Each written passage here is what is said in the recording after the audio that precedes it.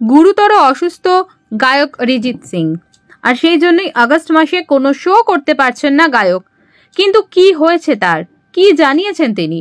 বলিউড তথা ভারতীয় বিনোদন জগতের অন্যতম ব্যস্ত এবং সফল গায়ক হলেন অরিজিৎ সিং। দেশে বিদেশে ছড়িয়ে রয়েছে তার অগণিত ভক্ত।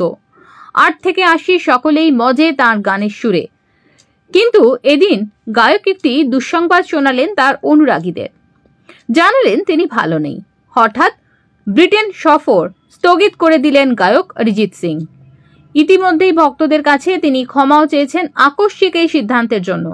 একই সঙ্গে জানিয়েছেন আগস্ট ট্যুরে কনসার্টে যারা টিকিট বুক করেছিলেন সেপ্টেম্বরে সেই টিকিট ভ্যালিড থাকবে, তবে সেপ্টেম্বরে কবে কোথায় শো হবে সেটা জানিয়ে দেন। আর সেখান থেকে জানা যায় ইউনাইটেড কিংডমের আশেপাশেই মূলত এই মাসে তার সমস্ত শো ছিল। নতুন দিনক্ষণ জানানোর পর অরিজিৎ লেখেন, বোঝার জন্য ধন্যবাদ। আপনাদের সঙ্গে আবার দারুণ সব স্মৃতি তৈরি করার জন্য আমার আর তর সইছে না।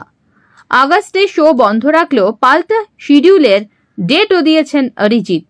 ভক্তদের যাতে মন খারাপ না হয় তা নিয়ে সদা তৎপর তিনি। বলিউডের প্রথম সারির গায়ক হলেও বরাবরই মাটির সঙ্গে মিশে থাকেন অরিজিৎ। কোটি কোটি টাকার মালিক হলেও তা নিয়ে নেই অহংকার।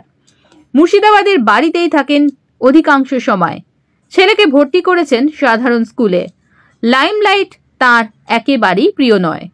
নিজস্ব বৃত্তে কাজ নিয়ে ভালোই আছেন তিনি, থাকতে চান এভাবেই।